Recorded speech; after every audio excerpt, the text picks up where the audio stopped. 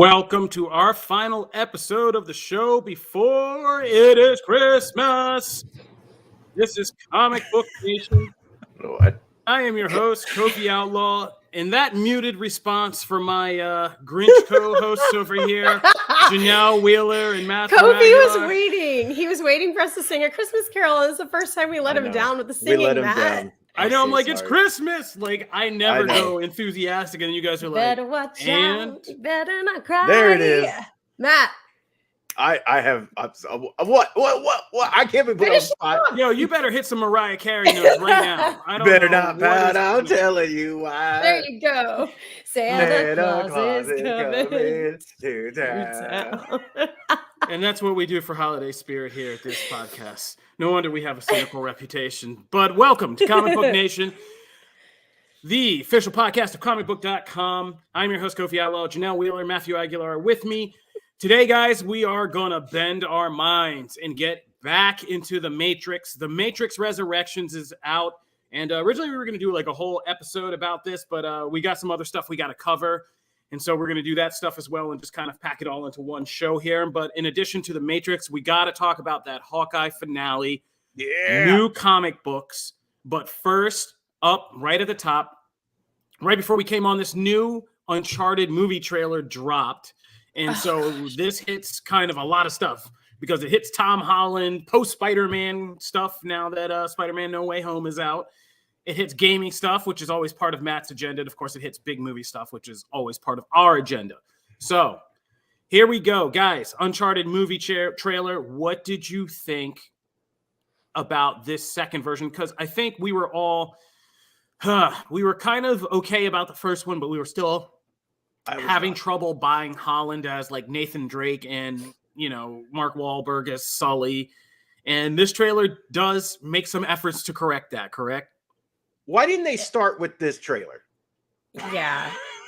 I mean, that's exactly how I feel. I think you have to, you know, you have to stumble out and then you got to get to the focus groups and see what the Twitters and the YouTubes are saying. And then you got to make a better trailer. It's like night and day. This trailer's so much better. I'm not saying this is going to be a like epic Uncharted movie, but good Lord, I would have felt a hell of a lot better coming out of that first trailer if this is what I had. I mean, Tom Holland actually kind of feels like Nathan Drake in spots. And I'm like, kind of. Yeah. He's never gonna look. The casting is a wrong casting. I'm never gonna get quintessential Nathan Drake from this vision, which is okay. I've made peace with that. I'm never gonna get that, right? So just going off what they're trying to do, which is very much an origin story, beginning of his career, and then Sully kind of leading him, and we even get the mustache thing towards the end, right? Like they're gonna move into that direction. Okay. Oh, that was our big finish. The mustache. The mustache, right? But like there are parts when like Holland is like the swinging from the chandelier part, right? Where he's like, oh, this is gonna hurt. Like all those little asides he's making. That's Nathan Drake. So if I can at least get that for 50% of this movie. I'm trying to remember which one was at the top of Spider-Man. Like which one did they play in the theaters? Which trailer? I'm trying to recall because I know I saw a trailer because I had to explain to my dad that it was a video game. But I don't think it was the new one. It wasn't this one then. Yeah, it was. I don't think so. Yeah. Yeah, it was the first one they showed. Okay. Yeah, because I just went and saw Spider-Man again on Monday. They showed the first one with him in the cars hitting him in the face and out of the plane and doing that whole nine. Yes, that's the first trailer. And my dad was impressed with that. He was really excited about the action. And that is someone obviously there's no affiliation, knows nothing about the video game. So it's good to see that like, you know, a normal consumer of non-video game products can kind of get hyped about it. Yeah. All right. There you go. Test subject, Papa Wheeler. Boom. I mean, no lie. I mean, when I ever say I've done focus groups, that's all I'm talking about is I talk to people who like are my family and don't like me or just are like friends who don't care about what I do. And if they care, I'm like, I've talked to some people and I got feedback and I know. Streets are talking, but I mean, so that's how the sauce is made. Boom. So, I mean, this chart, I mean, I think the tone of this one felt more comfortable. Like, here's the movie we made, and like we're cool with that, and less like, oh my God, we want you to like us, Uncharted fans, which felt like the first one. So, I don't know. I'm like curiously hopeful. What's that? But like it wasn't that. No, like, I know. They didn't that do first it. trailer was like terrible for Uncharted fans. Oh, I know, but it was because like trying too hard, right? Yeah, like they threw like so much in. They tried to hit like all the beats they thought you wanted to see, right? Like, oh. So this one, like I said, just felt more natural. Like here's the actual movie they made, and this is what it's going to feel like more. So I'm curiously optimistic about Uncharted. Like I always feel funny saying, but I always feel funny saying these kinds of words because I feel like it'd come back to bite me. But right now, I am curiously optimistic about Uncharted. All right, I'll give it that. I mean, the action alone is exciting. Like if you're an action movie fan, a couple of those sequences just from the trailers are really cool, and I want to see them. So, all right. So that's it. Uncharted, we do not hate it. Good. Moving right along. Are they going to put that on their commercials? Yeah. Comic book says Uncharted, we do not hate it. Don't hate it. I might. Comic Book Nation says I might actually do it. I might actually see it. Moving right along. So, main topic today: The Matrix. We don't have money for the actual music, so that's all I got. So quick story. I feel like sometimes it's good to kind of like give context to these discussions. The Matrix was the movie that really changed things for me. It was the time that I kind of realized that this market, like everything we all do now here at Comic Book and all these other fan sites and the whole concept of a fan site was kind of born, I'm not going to take all the credit, but born in my mind when I saw The Matrix, because it was 1999. I was senior year in high school, and all these movies started coming out that, like, everybody who looks back at film knows how crazy 99 was, but all these, especially the summer movies, it was The Matrix, it was Star Wars, Sixth Sense, all this stuff started coming out. And then it was that point in high school you get to where like everybody had gotten into college or not, knew what they were doing or not, all that had been figured out. And it was just that senioritis where everybody doesn't give a F, right? And all the social circles start to collapse, and people just, hook up with the people they've always wanted to before they go off to college, and that whole gray area. Yeah, you know what I'm talking about. So I was in 9th grade, so it was a little bit of a different experience. But it's still everybody goes through the high school period. Yeah, life-changing. Yeah, this movie was life-changing. It turned my entire, like, everything around. Like, I started questioning religion, politics, government. You're going in a different direction than I'm about to. I really did, though. That's what this movie really challenged me on an intellectual level and on like this futuristic level. And ever since then, I've been the same. I've been so enticed by like the future, aliens, robots, like sci-fi in general. Like I really feel like Matrix is what got me into sci-fi or like anything like this, like technology driven. So I'm with you on that. It was life-changing for me. It's in my top 5 favorite movies of all time. Wow, you are really more deeper than I was. All I was going to say was I saw the social circles of different people begin to congregate and talk about this movie. And for the first time in movies, I had seen people sit down with each other and like talk about and debate and theorize and comment on. And this was all in real life, kids, like out in our high school in the cafeteria. But it made me realize, like, blockbuster movies had turned a corner. The Matrix, as Janelle just so eloquently kind of put it, it was more than just entertainment. It made you think, it made you discuss. And it began this kind of trend in entertainment where entertainment could be more serious. And that's what began to influence and bleed into comic book movies. And then the later comic book movies, the next wave, it all kind of began with this. So Matrix was a big deal. And the sequels were in the thing of the midnight showings. And, that was like crazy. One of the most hyped. I mean, it was like the Star Wars of our era for us who love Star Wars, didn't get to grow up with that theatrical experience. The Matrix trilogy kind of was. That's cool. That's a cool way to put it. Yeah. So this is the thing. Time out. Stephen Bernard is in the comments yelling at us about Spider-Man spoilers. Marvel.com is putting out Spider-Man spoilers. Take your comment to Marvel.com and say, hey, Marvel.com, stop posting Spider-Man spoilers. Then come back here and talk to us, okay? Because we wait for when Marvel takes the lead. When Marvel's posting articles saying, Tom Holland talks about everybody he was in Spider-Man with, that's no longer a spoiler blanket. Spoiler! According to Marvel. What is that time? Steven, like, what do you guys? Steven, go find Kevin talk to Kevin. Come back here. Merry Christmas. Let's get back to what we're talking about. I feel like it's different for every person. I feel like you've talked to everybody. Well, I mean, for comic book, I feel like comic book really does a good job like holding back until something hits, you know. We literally wait till Marvel starts saying, okay, we're going to talk about or whatever this studio you're dealing with. Exactly. But I mean, in this case, so I'm kind of proud of you guys, because the fact that like BD wasn't just going ham, he's just trying to type all these like cryptic tweets, and I was like, let me know when it's time to mute you. Yeah, I mean, we try to preserve it for fans. I mean, I don't know what to tell you. Like, if you're on the internet, like this long after Spider-Man No Way Home came out, like, I don't know what to tell you. I avoided spoilers, and I'm on a comic book podcast. Yeah, I avoided spoilers, and I do this for a living. That's impressive. And I watched it like 2 days ago. I did my job and still. We got to get back to Matrix. Yeah, let's get back to Matrix. No more Spider-Man spoiler talk. Don't bring that. Take that to the Marvel podcast. Okay. All right, Matrix. So. Get flash forward to here. Coming back and bringing the Matrix back is obviously a big risk and like a big kind of deal to try to do. But obviously the world has been through significant changes, and even the people involved with the Matrix have been through significant changes. And so now we come back to the Matrix Resurrections, and it's a daunting task, right? Like, how do you do this movie, which they teased was going to be very much kind of a callback to the first one and doing a lot of stuff for the first one without getting like repetitive and dull. And man, Lana Wachowski just dives into this, and to say she has fun with it is an understatement.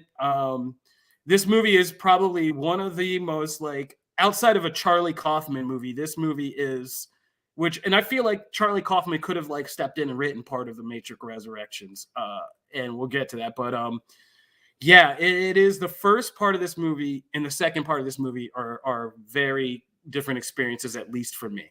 But the first part of it is not at all what I think anybody was expecting, and is probably going to be one of the more divisive things we probably talk about or hear about in movies this year. But I, at first, was like, what is this? Because I sat down and watched this with my brother, and we both were like, what is this? Like, what is happening in this movie? But then when it kind of clicks and gets going, I was like, okay.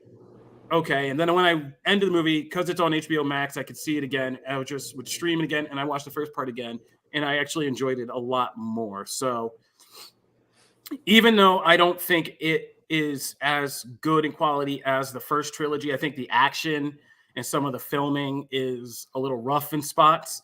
But again, I also wonder how much of that has to do with the COVID thing, because I feel like there's a lot of COVID-itis in this movie, particularly, where you can see like, okay, we were filming and stuff was cool, then we were filming and stuff wasn't cool. Like, and there's a lot of that.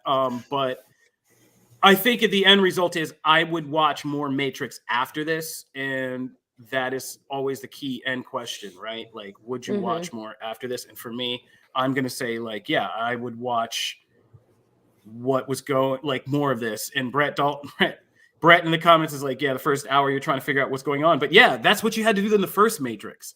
Right. And they even make a joke in this movie about how do you re-deliver that experience to the audience, knowing that they know already that the Matrix franchise exists and what it is. Like, and it's a whole, okay. See, that's why I loved this so much. I love this movie. Yeah, me too. From like the first part, I really enjoyed. Me too, but we're gamers, and I wonder if like it just appeals to us a little bit more. But I was like, but that's key, and I think we need to talk about that, because that's one thing this movie does smartly. It addresses the fact that the entire culture has changed. Back when the Matrix came out, it was like Gen Xers in their like basement with their crazy Mac DOS computers. Those were like hackers, right? Yeah. Like now you're talking about an entire world where, and they even incorporate this in the movie, where like streaming and window streaming, or like even hologram crap, like is all part of the culture. And like, a new generation of hackers they're familiar with stuff that's completely different in this universe, but also a reflection of, how our culture has moved like on. When they start from Well, okay. Are we spoilers? Non-spoilers, by the way, before I think we're just getting like some loose thoughts in, and then we're going to go spoilers. Okay. So when they start with that premise, like this is the core premise without going too far into it, of like that gaming is so centric to this idea and the way is that I already, and Janelle's right. People who are already predisposed to gaming and ideas and in that space are immediately like at home, and you don't have to do a bunch of like when he's got the there's like a certain part like when you kind of that opening intro sequence to we don't have the time for it. Let's just go full spoilers. I don't know. It's hard to dance around that without just say like let's go full spoilers. Nick, put on your headphones. Nick Floyd, our producer, our guest producer today, has not seen The Matrix, and he's really looking forward to it for the holidays. So we want him to put on his earmuffs right now because this is our Christmas present to him. We are not going to ruin this movie for you. Okay, sir. It is because it's super hard to dance around that and not actually say stuff. Okay, so when the opening sequence of like Neo, or still Thomas Anderson at this point, is looking at the screens, and he has like he's doing all the building of the game, and then he has like the separate screen where like all that code is, and he's like, you automatically have a language. Like Janelle's right, like that language is very easy to understand for a segment of people, and when you start diving into the meta stuff, it was very easy to understand like the way they delivered this was a video game that you made about your life and you wrote and all these ideas are you, and you're seeing all the flashbacks. It is very much cut like a video game in that respect. How many times have we seen the trope of like someone losing their memories and having to recover everything, right? All that story is built into this. I thought that was a genius way of commenting on everything, but also just delivering it in a way that like a new generation of people is going to quickly understand, so we can get to all the good stuff. Like it's easier to process that way. I don't know. Did you feel that? And even showing like the flicks from the first, like little clips from the first trilogy, and like the way it's cut. Yeah. So I don't know, that for me, I was in. Like, and I understood what we were talking about, and I liked all the plays on that, like the meetings between them all when they're talking about the ideas. And it's so good, right? And they let you know that is the meta trick, because I mean they include that as the post-credit scene, right? Like they don't do anything about the Matrix or some big reveal. They just go back to the gaming guys and all that stuff, right? I think it gets a little on the nose though when they start dropping Warner Brothers' name in there, and they're like, they're making us make a new Matrix, and I was like, okay, guys, all right. I was like, settle down there, kitty cat. Like, come on, like we're getting a little catty. But here. I also agree with Kofi on like I guess my biggest, two things. My biggest nitpick is actually probably the action. Someone mentioned in the comments like no guns for Neo. That's true. Also, I mean, but that's also kind of a thing. There's a lot that the Matrix holds itself accountable for. Right. Like Keanu Reeves has moved on to a new place, and he's like, I don't want to be shooting up people and like doing that. Like that's not me anymore. Doesn't even need to go with the theory of of the movie. And Carrie-Anne, and like just repositioning Carrie-Anne Moss's character as more than just female sidekick to Neo, because she was, and commenting and on the joke of that's what her like life is.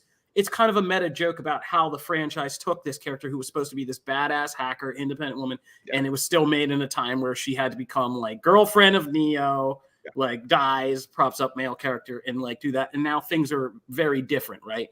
Like now in the end, she's Superman, and she is equal to him in the power, and they're both the one. And this is a commentary on the evolution of where we are in storytelling in blockbuster. I mean, this is a very meta movie, and once you kind of get that part of it, it is a lot of fun.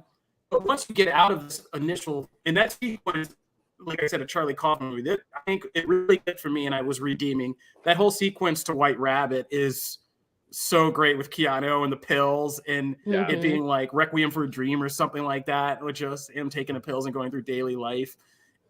It was a little cynical. I mean, Lana Wachowski's a little too cynical for me, and about how she views us in modern society, but I mean, if you're the maker of the Matrix, you probably do feel that way. Right. You pumped all this religion, thought, concern about like, what are we doing? What's technology? Where are our minds at? And then you look at today and you're just like, WTF, like everybody's in the Matrix, like regardless. And so, go ahead, Janelle.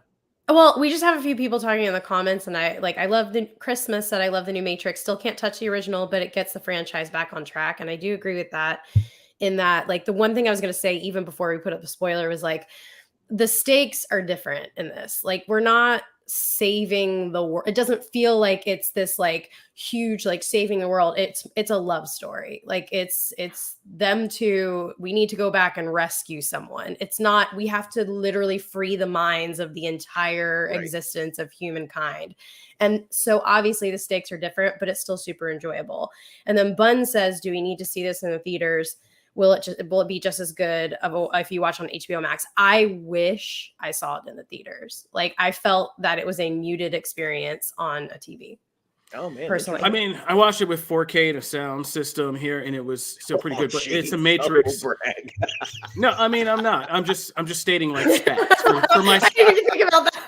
Come on, I thought you guys are talking to gamers who understand. 4K, man, I'm watching it on my giant. Oh, I understand gaming language, but I can't hear 4K. Like I'm sitting here on my black and white little box. No, I'm just saying, like in those kind of circumstances, it is good. But I would say theatrical experience first and foremost. This is the Matrix. I mean, it like was even the sound. Like I just feel like it'd just be so like earth shaking. Like if you saw it in the theater. Yeah. I'm gonna be the outsider of the group. I didn't miss one bit about watching it on HBO Max. I don't have everything that's going on right now, obviously, like but not like for that though. Right? Not anything to do with that, actually. Like I actually just really enjoyed, like there wasn't anything on screen, and maybe that comes back to my central point of like as far as the action goes. I was kind of like the action was good. I liked the action and the gunplay and stuff because we actually do get a lot of gunplay. It's just not Neo related. But like I just didn't like there wasn't I saw some of the things. There was a little bit of that COVID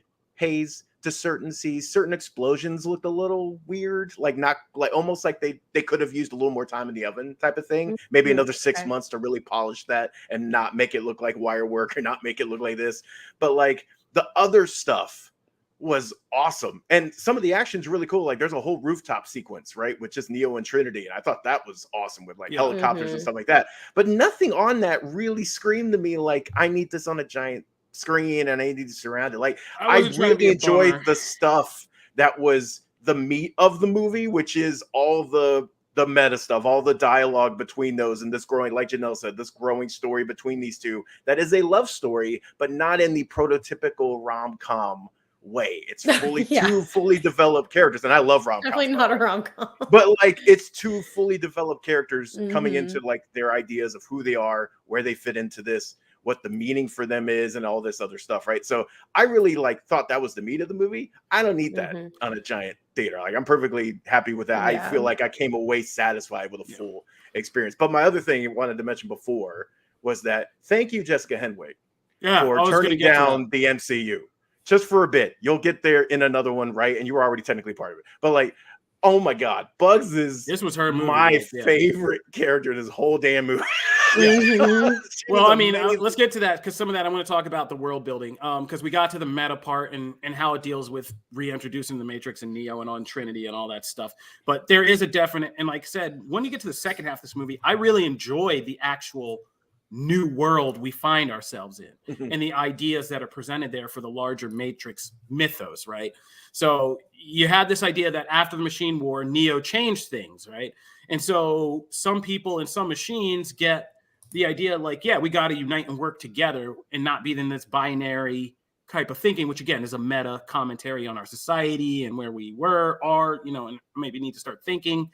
And so like Niobe forms this new society, IO, and that's where like the hackers like Bugs, Jessica Henwick, and half the cast of Sense8 are like all holed up and doing this kind of this is what they were doing.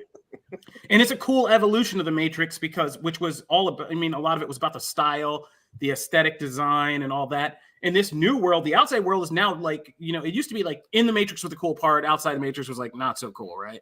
And now it's like, outside the Matrix is also pretty cool. Like seeing these cool machine characters who are like awesome. Oh my God, the sentients are amazing. Yeah. The sentient, like the new Morpheus, Morpheus. I love Morpheus.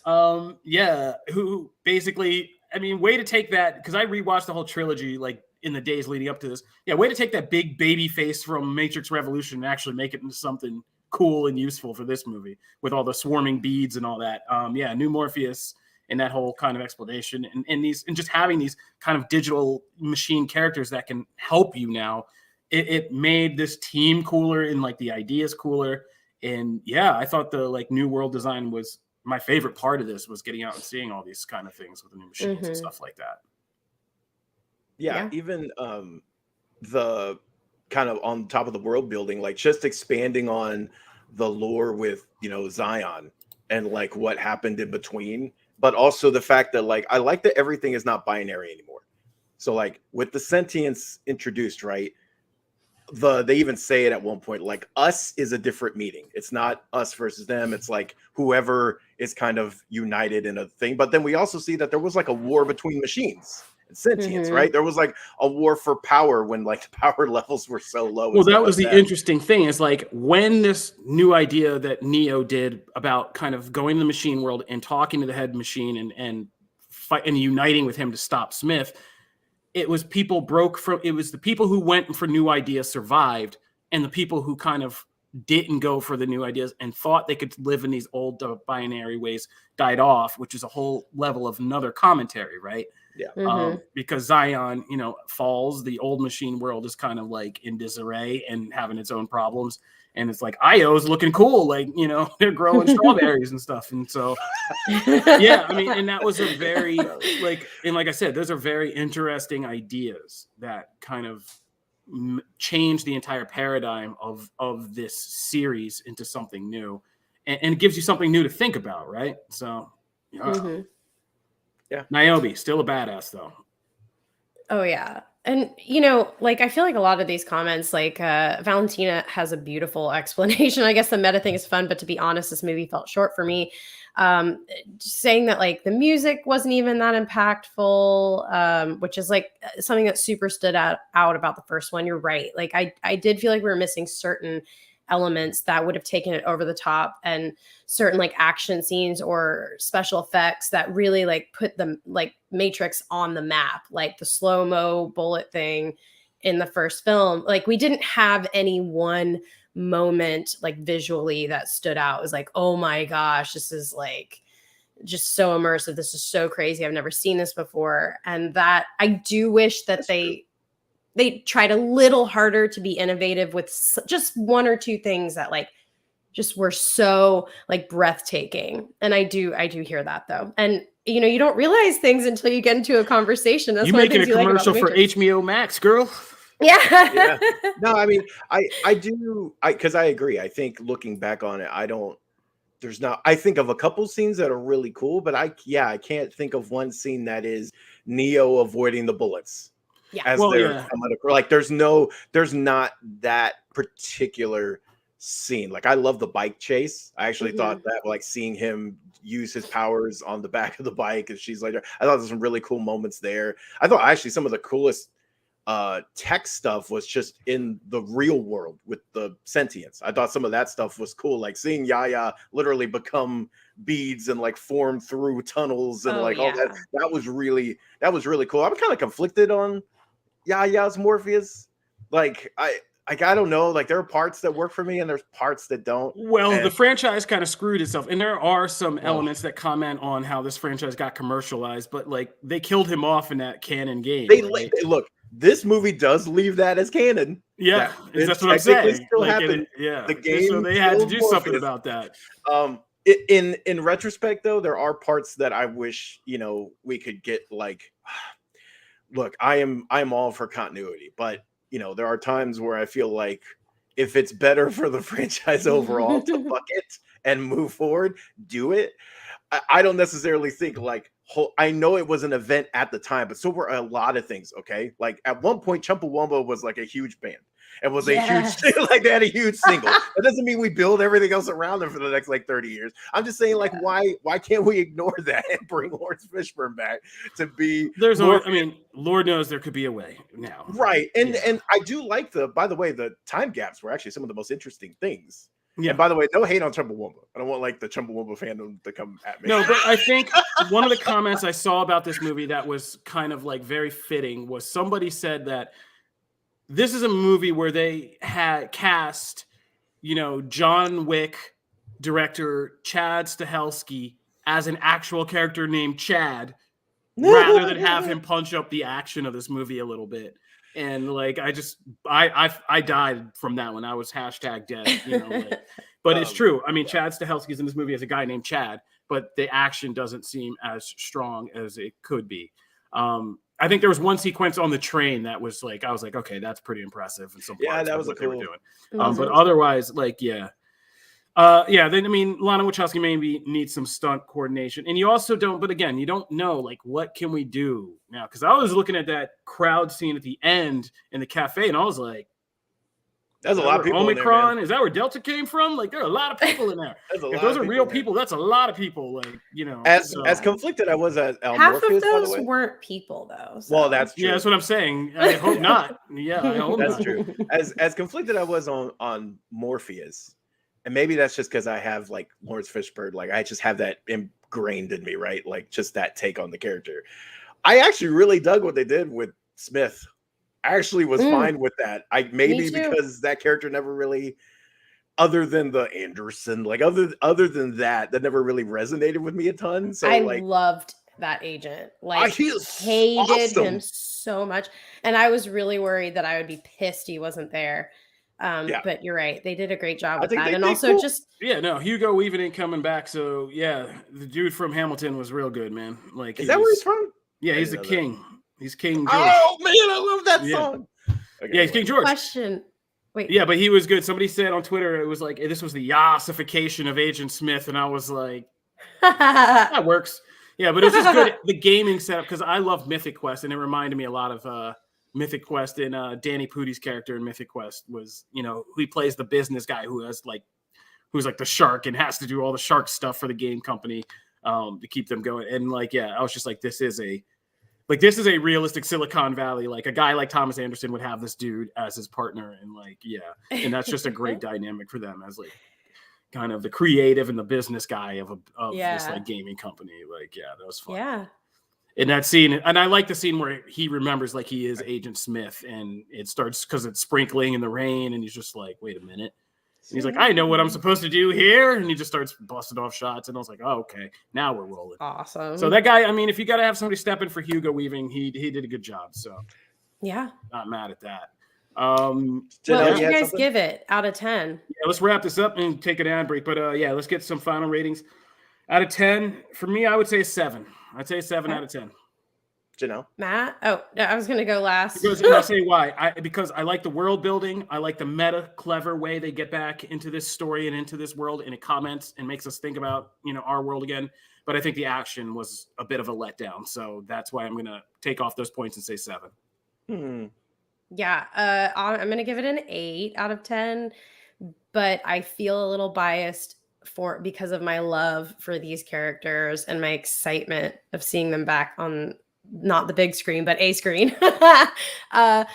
My points taken off is because obviously like the music didn't really move me as much. It is more of a love story. It's not as like heady as I would want it to be. And like not specifically action, but like just the vision, like something visually engaging, like something that just like sticks with you, even like the ripples in the side of the building or something like that. Yeah, I agree with you now. I think 8 for me. I think it's honestly. Is that Frozen? Is that Frozen, Matt? No, it's so good. Is it really? Oh, no, there he is. Just a little bean, like you were just grinning ear to ear. It was great. He really agreed with me. I think 8 for me.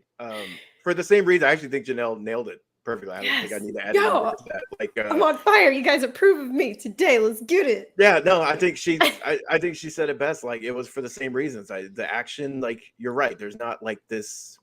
I don't come away with just like, man, everyone has to watch this scene.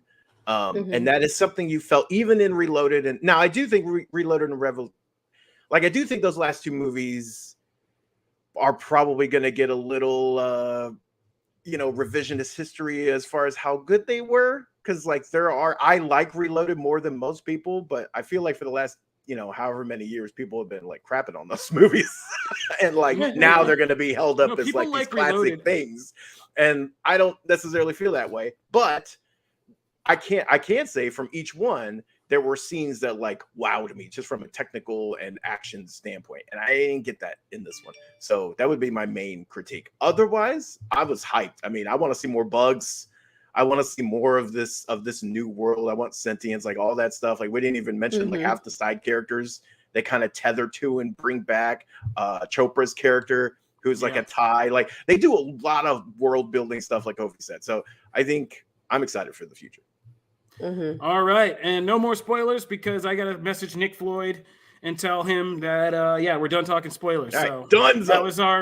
That was our discussion of the Matrix Resurrections. If you want to know anything, we have NA Explain posts. We have kind of other analysis posts. We have a bunch of interviews with the cast, including Carrie-Anne Moss, Keanu Reeves, Yaya. I can't believe Jonathan Groff, who plays Smith.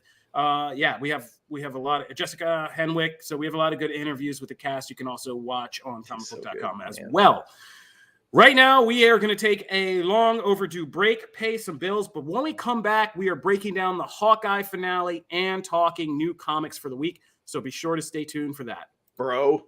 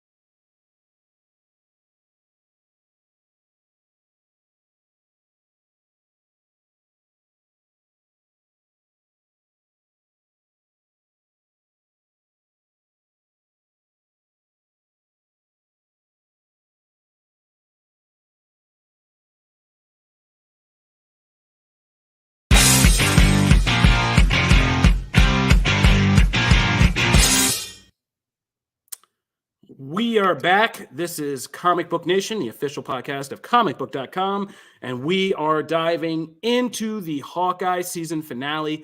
We're going in. It's been a couple days. We're doing full spoilers, and if you missed our discussion of the Matrix Matrix Resurrections, you can go back and check that out at the beginning of the podcast. So let's talk about. I just saw an update. Spider-Man has earned $813.9 million in 10 days. That is crazy. Dang, that thing is about to hit a billy. Wow. Oh, and Joan Didion died too. So a lot happening. That's crazy. Man. So you're just dropping all kinds of. This is Twitter in front of my face right now. Like we should make a podcast of just us seeing Twitter and scroll in front of and reacting. Face. That would be so fun. Copyright pending. Don't you steal my idea? It'd be like the geek versions of Diane Warwick, Yeah. So, Hawkeye finale. First of all, I think this might be my favorite Marvel series. There it is. Wow. Yeah, Disney Plus series of the year. So mine is Hawkeye, exciting. Loki, WandaVision, What If, Falcon Winter Soldier. Wow. No. Reverse that last one. Falcon Winter Soldier, What If. I was crazy for a minute there. But even that said, I think I made a comment on Phase Zero because I'm always in their comments just talking about whatever they're talking about. And I said it was the best of the bad Marvel Disney Plus finales. And that's what I say about Hawkeye. I do think these Marvel Disney Plus series are always best in their penultimate episodes, the one before the last one. But of all the final battle ones, I think I had the most fun with Hawkeyes, right? And I don't think a lot of things were perfect. that Kingpin stuff, all this Daredevil stuff over the last week, I'm kind of like, is this good or have I been trolled? Like, I mean, I know comics, and we know Kingpin's probably coming back and all of that, but there was a little weird, and you could tell this one was a little COVID-y. You could tell a lot of the spots, were a little COVID-y, the way they separated this fight, the way it was just like, Haley Steinfeld and Vincent D'Onofrio in an empty store. But the idea of Kingpin being like this badass who owns everybody and is running anything again, gets beat up by Kate Bishop was a little bit like, I was like, I don't know. Maybe it's just me who still remembers Netflix Kingpin, but I was like, you'd have been murdered, girl. Like, oh yeah. Like quick, fast. Like, I don't know about all this. So yeah, Disney, don't mess with our Kingpin, please. Yeah. So Jim Viscardi has entered producer Jim Viscardi has entered the comments. I mean, to be fair, it wasn't just why is he not on here? It was Kate Bishop, a bunch like trick arrows from Hawkeye, a car that sent him through. Like, there was a lot of things that there were a lot of things and an explosion. Like, and use the wrestling term, I feel like they made him look strong even though he lost, and he barely lost. Like, he was owning her. Like, until that happened. So, like, I feel I'm like just saying, maybe it's just Netflix has traumatized me forever, but like, I feel like all I was saying is, if this was Netflix, girl, you'd be murdered, like right now. You'd be dead, and then the rest of the series would be Hawkeye dealing with killing a little girl, because that's what Netflix did. So I see this in the comments because there have already been a couple comments, and you brought it up, so I figured this is a perfect segue, because there are plenty of times. Spoilers. In the comments. I know we already said at the beginning we're going full spoilers. There's plenty of times in the comics where like Fisk has to do stuff on his own with his own thing, and not just like, I mean, there have been times in the comics where he's done, because he is powerful for multiple reasons, right? His connections and network and all this other stuff. But like, how the hell do you think he got all that? It's because he could literally take people and like break them physically. Like, the threat has to be real. You have to be able to back that up at some point. And he's done that many times over the years. And it feels like this Kingpin is a little more tied to, has his ear to the street just a little bit more than like the high in the loft Fisk we're used to in the shows. I like this version more. Like, I like the Fisk being able to like go out and showcase like why he is still a threat. Like, at some point you have to kind of do it yourself, right? If you're in that kind of position. So I like this. Like, I don't want him to always just be Rapunzel and then he only comes down for superheroes. Like, no, like, to me that's not a Fisk I like. So I'm I like wondering this. if do you defend the comic book outfit, Matt? Oh, hell yeah, it looks awesome. What are you gonna do? It's purple. It's purple and white. I wear purple all the time. I would wear white if I could have the but the Hawaiian, like, there was a red Hawaiian shirt. I love the Hawaiian. Awesome. The Hawaiian shirt, like, that's my next cosplay, man. Have you seen rich people if you're in New York? power? Yeah, I was about to say, if you're in New York and you're wearing that outfit, it's because you get you a flight. They don't care. They're going to the tropics. Pete Davidson doesn't have that kind of wealth and power, and he dresses like like, who cares?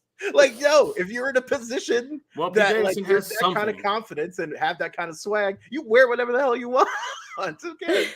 I mean, that is New York, by the way. No, I mean, that's real New York, like, straight up. Although I am one of those people who is raging that we didn't get that Spider-Man swing by, right? I was like, when that tree was going down, I was like, Spidey's catching this, right? Like, Spidey's going to catch this tree and just be like, hey, there you go, and I'm out. I blame Phase Zero for making that a thing. That was never, Spidey was never going to be in this show.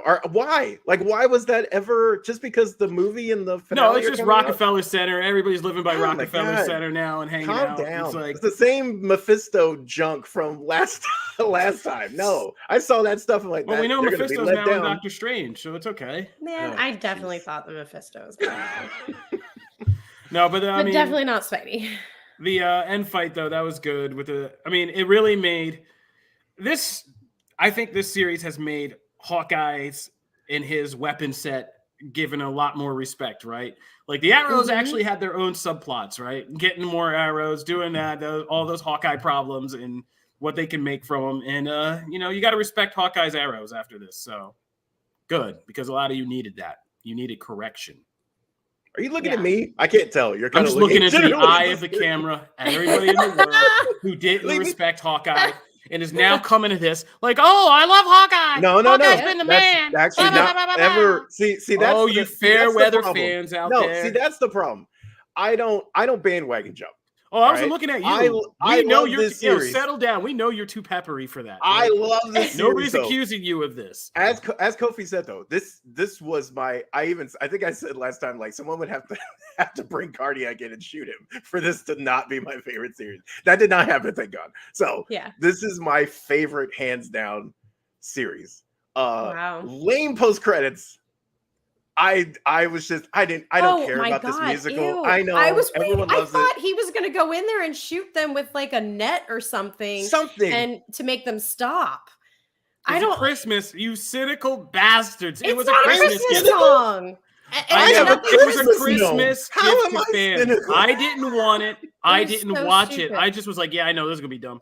And I just watched to see if it was like Yelena sitting there at the end. I mean, I thought Yelena was going to come in and like punch the Black sitting there Widow laughing. No, I thought she'd be sitting there laughing. She would enjoy that something. thing. But no, it was literally just or cry. It'd have been awesome if she was sitting there like shedding a tear, like really moved by it. I know, and a lot of people love it though, and I get it. And for them, I'm happy. People love that. Yes, it was a Christmas gift. It was a reaction to fans who had said, "I need to see the whole like Rogers," because they put it out in press that the people who did the musical portion said they had produced like a whole, song sequence and a whole thing. So people heard that and were like, oh my God, I need it. It's going to be the next Agatha all along. And so not even Marvel, close. I mean, they literally gift wrapped it as a Christmas gift to fans and said, here you go. And to those who love it, look, I love that you love it. Just for me, I was like, really? All the things we could get, and that's what I get to watch. And to all of you who pushed end on your streaming like I did, you can come to our Christmas party. All right. I swear, I kept watching it thinking there was going to be a point to it. Should you be sticking up for the musical theater kids in the city? I am a musical theater kid. I studied it in college. It's my dream. I'm saying, aren't you should be fighting for these people? It's my dream. No, God. Anyway, we sound like It's Always Sunny right now, and we're just yelling at each other. Yes, it's been pointed out, which is they dumped all their episodes, so now all of It's Always Sunny season 15 is out on Hulu, so you can stream it now because they dumped it in 4 weeks, 2 episodes a week, and it was great. I love this season, by the way. Quick review, so check that out. All right, let's get back to Hawkeye and kind of clean this up. So Echo series. Are we ready? Alakwa Cox, did her thing. I am ready for this Echo series. Yeah, absolutely. I hope it's hard. I hope it's like hard edged and like kind of like dark and awesome and because the world she's been in, it seems like a pretty dark place, and like I hope it gets pretty hardcore and brutal in there. And I want to see her. I hope Matt Murdock shows up in there too, because I would love to see a fight between her and Daredevil. Would be amazing. So I just need more. And if Kingpin's at the center of this, why not? And I feel like Echo is going to be a low key kind of backdoor reintroduction to Daredevil. Anyway, probably that would make a lot of sense. Yep. And she was she was a scene stealer in a lot of different times throughout the series. It was. I love the ending, by the way. With her, in fact, like I actually was like, oh, that's great. Like, I want to know what happens, but that's the point. I want to know what happens. So I hope they kind of save that for her. I just need more Yelena. I need more Florence Pugh. That's the next thing we're going to go to. There's a lot in this series that has set the stage so that if we want, so let's get to the last part. Linda Cardellini is Mockingbird. Okay, so we did that, right?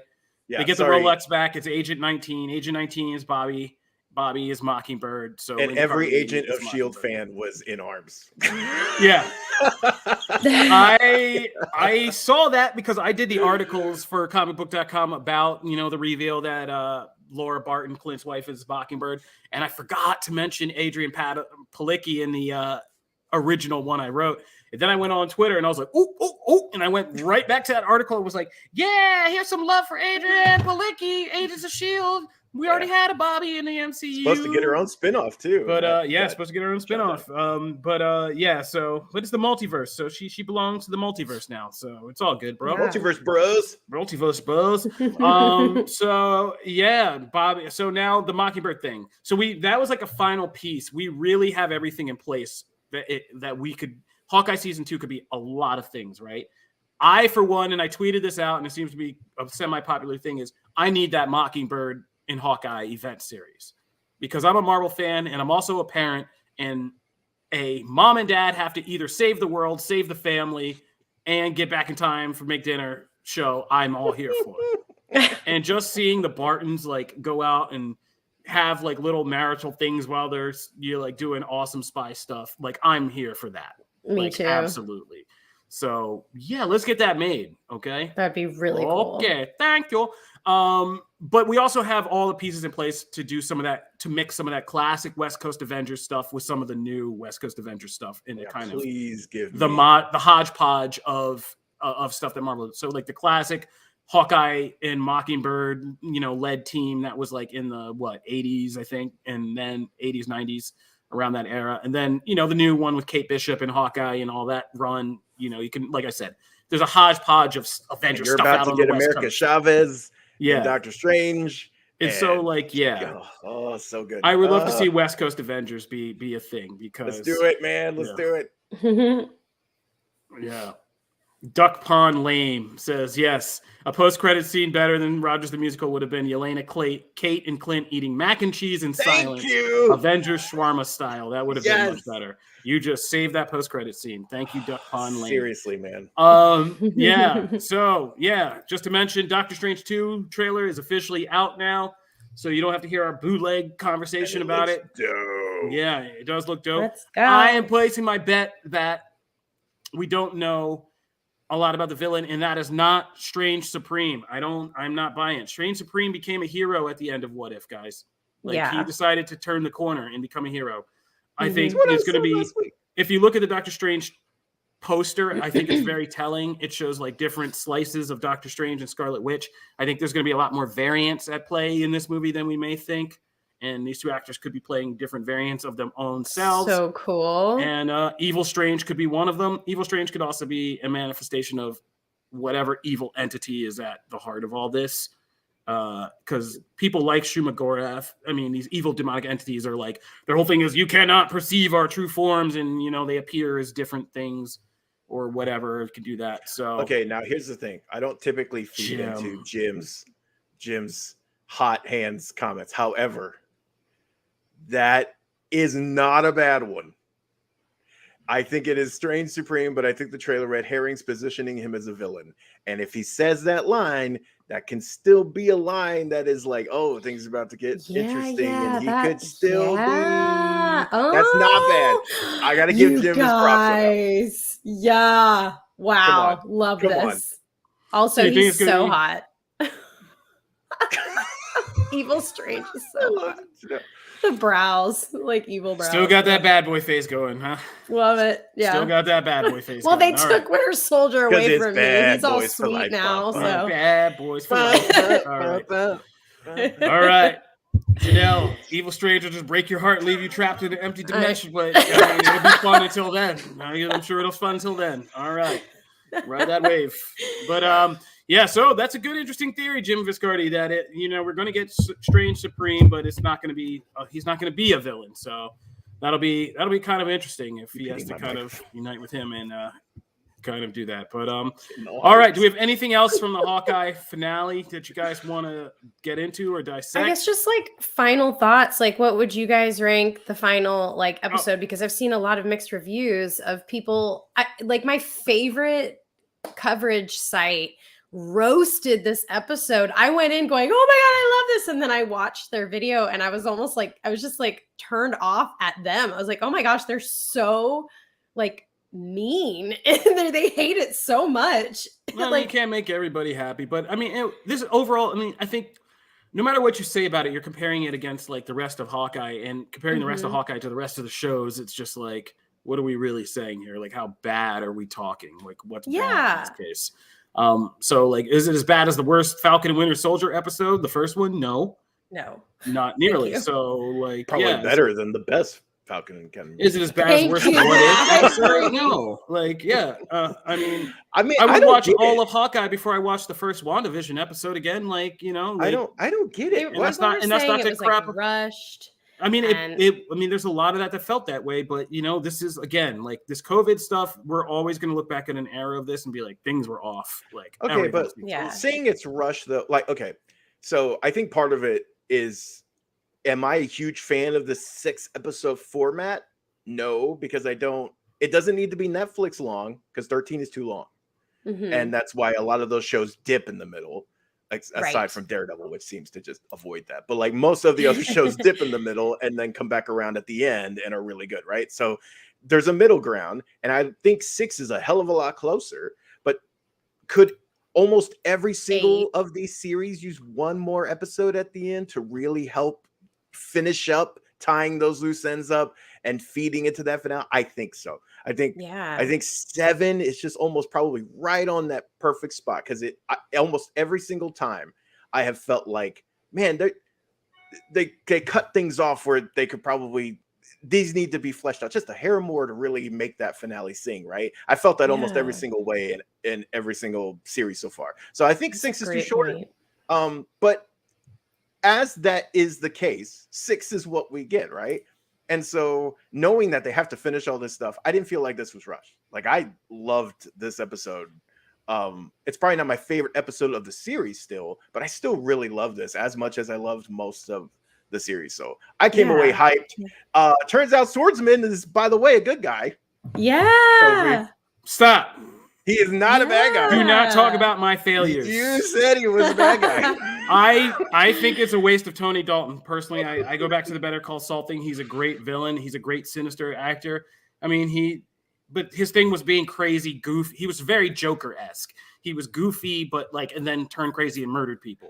So if they just got the goofy part, okay. But and you didn't love the LARPers? They all get to be heroes. Oh, I love the LARPers. I had no problem with the LARPers. Right now. Fine. Duck Pond Lame, who I'm pretty sure is related to me, and Jim Viscardi, who is the guy who signs my check. Everybody call me out. I was wrong about something. God does bleed. There you go. Here we go. So anyway, we got to move on to comics. Yes. Let's go to comics. All right. Let's wrap this thing up. Christmas time. A couple of quick things of news. We've actually talked a lot about the kind of Curse of the White Knight, the White Knight Batman universe that DC has been putting out. So Sean Murphy, they announced the next volume of this, which is actually going to take place 10 years in the future. It is called Batman Beyond the White Knight.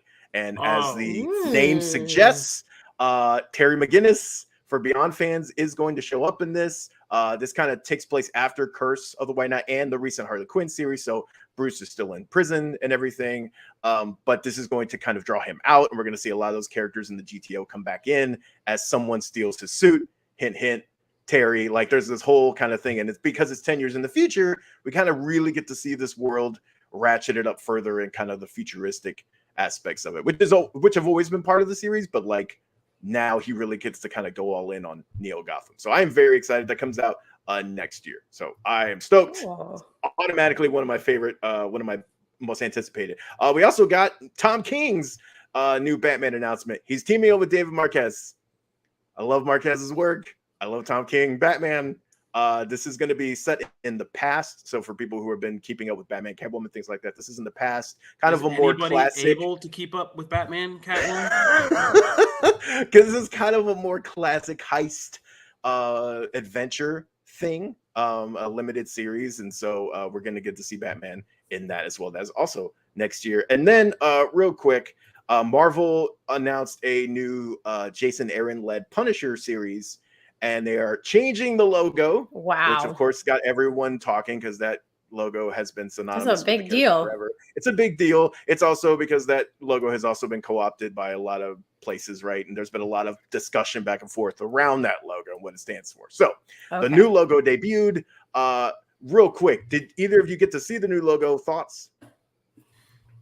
I'm not attached to the Punisher logo. I've never been one of those dudes. I think you're a specific type of person if you're really attached to that logo. We all know the types. We don't have to get too deep into this.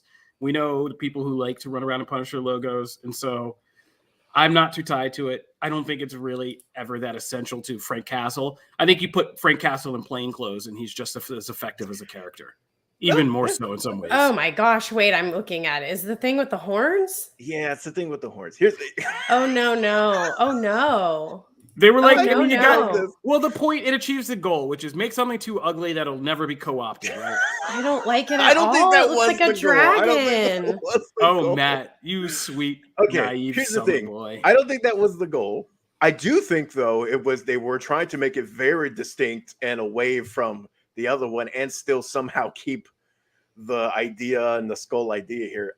This Like is the kind of a long teeth. weird cross media thing. I don't love it, but again, like in comics, I right? like A lot of times. super don't love it.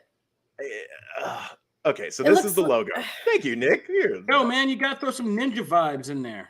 It's not just a now- skull anymore; okay. it's a ninja skull. Oh, I Now- don't like it. Here's the thing. What I will give him credit for, though, is he does, because of the way the new story works out, he is going to be working with them, and he's actually kind of like, he's forced into like working on their side. So the aesthetic, as Kofi mentioned, does fit with them. He does kind of look like he belongs in there.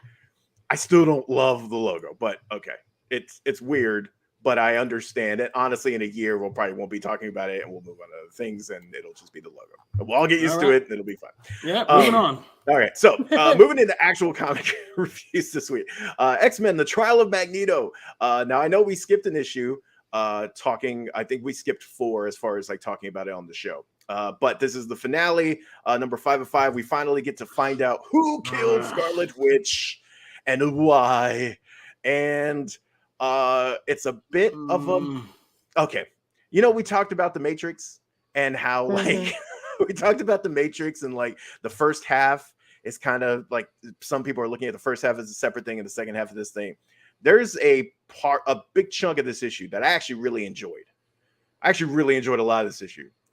If the rest of the series had not been so what's my God, you are holding back. This whole thing was trash. Okay, man. no, but see, here's the thing. I don't feel that way. I feel like there's parts of this I really liked. But I don't feel like you can justify an entire 5-issue series with 10 pages. I don't feel that's fair. Like, I feel like means your book is not good. Like, I feel that means the series is not good. I don't. Yeah, sorry. Go ahead. That's how I feel. So I'm not. You guys are right in the sense that I have not liked the series at all. There were some initial things in the first issue that were interesting, but like there's like 10 pages of this book that I really like. But you cannot. It doesn't feel earned because you've spent so long just like doing everything wrong. I don't know that I love how we get to the point of why Scarlet Witch was doing this. I don't understand why we had to go through this whole rigmarole to get there. I guess maybe that's how I feel. Yeah, this is okay. Here's the thing: the purpose of this series is to kind of resurrect and fully rebuild Wanda as a character from all the different crap they've done with her. I don't understand any of that any better. Any of that past stuff. I don't understand what we've rebuilt or how with all the mystic crap they did, and I don't even understand the outcome. I read those pages and I was just like, what? Like, I don't understand what the waiting room is, like what this matters to Krakoa and the rebirth process as. I'm not even clear on any of this. Okay. So out of like 5 issues, I don't think I got one thing clarified out of any of this. So I agree with Jim where he says, man, me and Jim are agreeing a lot today. What is going on? So Jim said, how did they not just call this House of W? Also, Brywood says, could have just been a one-shot Wanda the Redeemer, which I actually think might not be bad. Okay, here's the thing. I think the 20 million people that weren't accounted for in the original protocols because they were lost in the cracks. Some of them, like we actually see like the baby play out where like the X gene hadn't manifested yet. So Cerebro couldn't scan. Like there are things. Proud Star, like coming back, was one of the people caught in that. Thunderbird, we get back. That's a huge deal to like, I feel like. So that part and Wanda being necessary for that to happen, I think is really cool. And I feel like we come out of this with Wanda having some of that baggage gone. I agree with Kofi though. There are whole parts where I'm like, why did we? That's very confusing. Like I can totally see it. So I like the outcome, but it doesn't feel. Yeah, I'm with Brywood though. Like you could have literally done like a one shot or an annual where the annual could have been just resurrected Wanda, starting some mystic meditation that takes her through all that mystic crap from her past life and trying to truly rebuild her mind. achieving that and deciding what to do with the weight of everything she's done is make more mutants instead of killing them off. The end. Yeah. That's a great end. Oh my God. I didn't know what this was about until Kofi just said what he said. Yeah. I didn't know I didn't understand this. This was Wanda's, that's the redemption. She killed off all the mutants. Now she brought back all these mutants. Wow. And scales balance. We'd have done this in an annual. And it didn't even need that many words to it. It could have been pictures, pretty pictures, and stuff like that. I know, Janelle, you don't love X-Men books anyway necessarily, but you kind of feel that way. I love Wanda. I know you love Wanda. And I wanted to like people this. Like Janelle, because now Wanda has a TV show. She's hugely popular. And they were like, we can't sit on this effed up Scarlet Witch we have in the comics anymore. Exactly. We gotta get a good Wanda. But that's Trial of Magneto. You can skip it. We just told you what happens. Wanda brought back all these dead mutants that have been, and now X-Men has a bunch more mutants to play with. I don't even know how she brought them back. I don't understand. Let's move on. Okay, because that'll be a whole other show. All right. So moving on to Batman, One Dark Knight. In complete opposite, this is pretty easy to grasp. They are moving from Arkham Asylum. They are moving a villain who is very lethal, and they are moving him from one Arkham Asylum to Blackgate Prison. And it is essentially the story of that happening, all the different gangs in Gotham attempting to break him free for their own various reasons, some of them his own gang, and Batman watching his kind of trying to get him from point A to point B. That is essentially what this is. This is Black Label. This is Jock. And it I've seen a lot of really big praise for this book. I enjoyed it. I wouldn't say I loved it, but I enjoyed it for what it was, which was watching Batman try and kind of, he starts out in the plane and then ends up on the ground, and it's kind of just him trying to follow this person who can feed off of electrical stuff of any kind, which Gotham is filled with at night, right? And then essentially ends in a blackout. And that's where we're going to see the next part of this adventure, because this is a multi-part adventure. So I liked it. I didn't love it, but maybe I'm just not, it's not clicking with me. It did look really, really, Jock's work is really good. What'd you guys think? I think it falls into that area that we talk about often in comics, in that it was the sacrificial first issue just to pull off the epic twist at the end. Okay. And Brian Wood says he's not buying the next issues. I'm the complete opposite. I am so psyched for the next issues of this event series, because now that we've gotten to the real premise, and this was an exciting, and by all accounts, this wasn't exciting. This is every one of my favorite B movies, right? B action movies. Assault on Precinct 13, 52 Blocks with Mos Def and I think Bruce Willis, which is just literally gotta get from, or that recent Jason Statham movie. There's been a bunch, but just getting from point A to point B, single night, a lot of crazy stuff happening. The Bill Murray movie, I can't even believe I'm blanking on that movie, the heist movie that he does as the clown. Can't believe I'm blanking on that. That's one of my favorites. I don't know that. Everybody knows that. I can't even think of it right now. But anyway, I love those kinds of stories, and this is a Batman story about that. And this is an action-packed. This whole issue is just a foot chase, right? Across Gotham, and a pretty intense foot chase with an electric-powered villain who does something bad. And now Gotham is scary to begin with. Gotham in full blackout mode is going to be crazy. So I am all about these. Producer Nick Floyd for the win. Quick Change by Bill Murray. With Bill Murray, another one. So I think this one. Oh my God! Stop this podcast and go watch Quick Change as soon as you're done. It is one of the greatest movies. Bill Murray is awesome. Janelle, what were you saying? Janelle, I'm just trying to get a word in edgewise. I think it felt drawn out. I was bored. The art was pretty. It was. That's it from Janelle Wheeler. Everybody, no, I'm just kidding. Go ahead. I know I don't have very much time. You're gonna be like, where to go? But why I don't understand why DC books always feel like they need to be over 40 pages. Why can't they do what Marvel does and have shorter issues with more action / Well, you're paying for the black label. You're paying for that black label. But it's come on.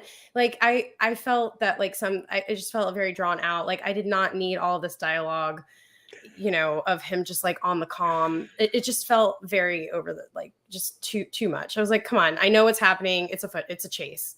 Okay. Right. That's really all that it was. And it kind of felt okay, do something else. I think comics are underappreciating those silent issues and going back to that kind of format. You don't need so much dialogue. You are correct. this was could drawn cut it out, down. man. It could be done a lot in action and art in this one, but all right, I guess I'm the only one high on One Dark Knight. I mean, sounds like Lonely City, Catwoman Lonely City was the Black Label pick of the week, Matt. Yeah, Lonely. Hey, look, that has been good now for 2 whole issues. Nice. I don't choose the poll. All right. I loved our poll. I liked our poll read. Thank you. Yeah, I no was one very chooses excited the poll. for Venom number 3. So Venom number 3, we're moving into and this one, I mean, we've been following this along this entire time, right? We're starting to see this was very much a Dylan-centric issue, though, so no real Eddie presence here at all. Though he is obviously a part of the book even when he's not there. But we really get to see kind of more about the Life Foundation, this new kind of version of it, so to speak. We get to dive into Eddie's past just because of who Dylan is interacting with, right? He was told to kind of go and like you're starting to see like Eddie go into his bag of people that he's either pissed off or whatever in the past, and for Dylan to go to. And we're also kind of exploring the differences between like the symbiote, what the symbiote wants, and like why Dylan won't bond with him and things like that. So there's a lot of that interesting stuff here.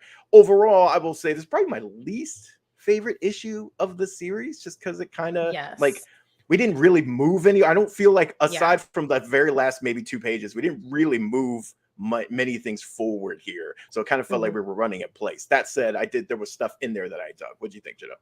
Yeah, I mean, same. You said it perfectly, but it's also not 40 pages, so it's okay. But I'm really, really a big fan of Venom. Like, you guys have created this monster in me. Like, I am a big fan of Venom now, and so I definitely I'm really enjoying this whole shebang, and I understand that it's like a middle issue. What really resonated with me this week? During Halloween, we had so many like Halloween references in comics, but like I can't believe there's not like a bunch of Christmas references in these comics that have been released like during this time. Yeah, there was a Christmas one shot, but I felt like Kofi would hurt me if that was one of the ones I put in, because it was like 60 pages and I was like, nope, it's gonna hurt me. That's okay. So I skipped it. But I agree with you. Like, there's not a lot of like holiday cheer. It's surprising. Yeah. Cause like you can't, every movie, every TV show, everything is Christmas. I'm surprised. Also, the poll is not rigged, Brian Wood. How dare you, sir? It's not a poll. It's Matt's agenda. It's Matt's agenda. Don't if it was my agenda, we would read Darkhawk and Moon Knight every week. And Captain Marvel. That's what we would read. That's comics. All right, that's comics. That'll do it for this episode of Comic Book Nation. We got a couple things to mention. I'm just going to do in our mentions. I'm just going to shout out our anime side, Comic Book Anime. We don't represent them nearly enough over here for how much great stuff they cover. But we got new stuff out. We got new trailers for Dragon Ball Superheroes. The new Dragon Ball Super movie has released a new trailer, and we got a look at that and a bunch of breakdowns. Well, new Attack on Titan's final run is coming back, and we have a new trailer for that. And a lot of breakdowns for it too over in our anime section. Plus, My Hero Academia is announced. I think we got about a year left of My Hero Academia before that's going to end. So if you haven't been jumping into that series and the manga, one of the best superhero things in anime, be sure to check that out. And we have new chapters of both Dragon Ball Super and Boruto, which all are having some exciting things happening in their kind of worlds. And even My Hero Academia, all dropping some hot chapters. Anime side of comic book is fire right now. Be sure to go over there if you're an anime fan. Check that out because it is going down. Matt, you had some mentions before we get out of here. So got to get my hands on the Marvel Zombicide from Simon and Spin Masters. So hopefully that'll be hitting at some point, probably in the new year when that breaks. Also got to check out the Jurassic Park Legacy game from Funko Games as well. So hopefully that will also be coming out around the new year. And plus, if you're like me and watched a lot of Witcher, and you want to talk Witcher stuff, you can hit me up on the Twitter. Of course, you can also find all of our Cram articles, all of our spoiler stuff, if you have watched, over on Comicbook.com. So don't forget to check that out. Janelle, what you got? Yeah. Oh, no, I'm just really excited. I finally got to see Spider-Man, and I did avoid spoilers until I saw it, believe it or not. So That's if amazing. you want to tweet at me or you want to get into the conversation, you guys know where to find me.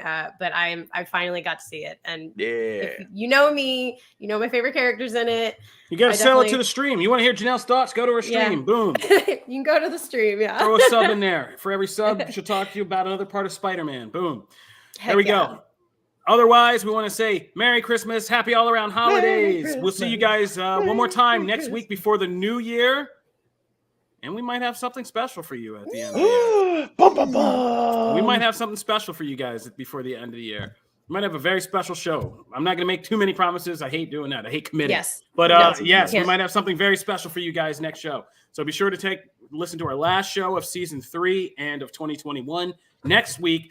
For everybody who's just catching up now, all our loyal listeners, sorry, for scheduling reasons, Friday's Christmas Eve. We got to let our video team get a little rest. Yeah, man. I say work them as if they're robots, but apparently they're not robots yet, so we can't do that. So we wanted to give them the day off to spend with their families and friends and do whatever they wanted. Video team rules. So we had to go a day early today, but just gives you guys more time to listen to the nation. So thank you for listening in. This is Comic Book Nation. We'll see you guys again next time. Peace. Merry Christmas.